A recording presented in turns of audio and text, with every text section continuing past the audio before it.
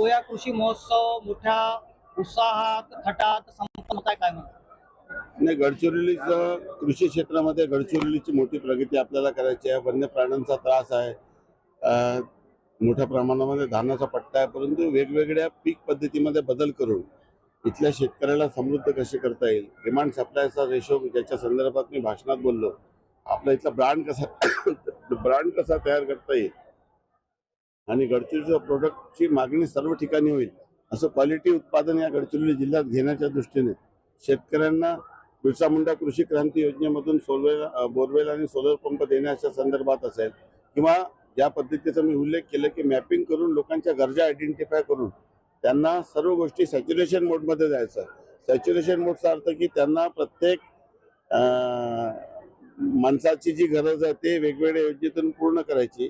नानाजी देशमुख कृषी संजीवनी प्रकल्पाच्या माध्यमातून 562 गावांना पहिल्या टप्प्यामध्ये आपण समृद्ध करण्याचा प्रयत्न करत आहोत आणि महाराष्ट्राच्या इतर कुठल्याही जिल्ह्यापेक्षा इथल्या आदिवासी विकास विभागाचा निधी जास्त वापरून आणि रेग्युलर जिल्हा नियोजन समिती, जिल्हा खनिज प्रतिष्ठानच्या निधीतून इथल्या शेतकऱ्यांना समृद्ध कसा करता येईल त्या दृष्टीने आमचं नियोजन आणि काम सुरू आहे आणि ते बदल आपल्याला या ठिकाणी दिसत आहे. तर राज्यामध्ये जे विश्रामगृह आहे वन विभागाचे, त्याच्यामध्ये मांसाहार सुरू केला पाहिजे असं तुमची इच्छा आहे?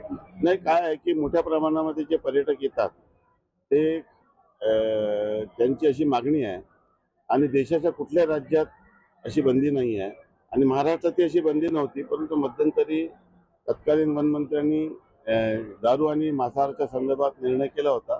माझ्याकडे आणि वन क्षेत्रात जेव्हा लोक पर्यटनाला येतात तेव्हा त्यांची अशी मागणी होती, त्यांच्या मागणीनुसार मी तशा पद्धतीचं पत्र दिलं. गडचिरोली जिल्ह्यामध्ये सुद्धा आता औद्योगिकरण जे वाढत आहे त्याची गरज म्हणून जसं चंद्रपूरच्या धर्तीवर गडचिरोलीमध्ये पण त्या संदर्भामध्ये भाष्य करणारा मी सक्षम व्यक्ती नाही. हा धोरणात्मक निर्णय सरकारला जेव्हा योग्य वाटेल तेव्हा योग्य निर्णय घेतील. जयस्वाल साहेब, आताच तुम्ही बोलले की आपण आदिवासी विकास विभागाचा निधी वापरू, म्हणजे नेमकं कसं वापरू?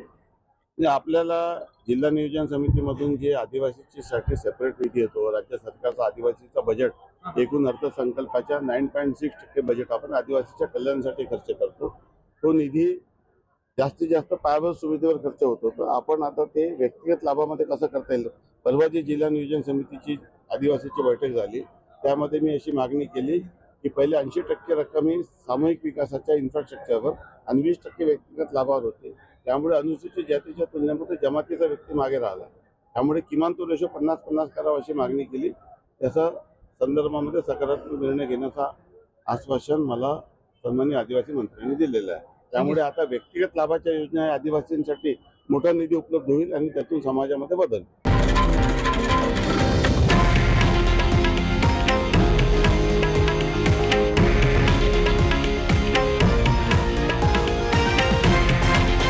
हे आहे देशातील नंबर 1 न्यूज नेटवर्क आणि आपण पाहत आहात TV9 मराठी, एकमेव.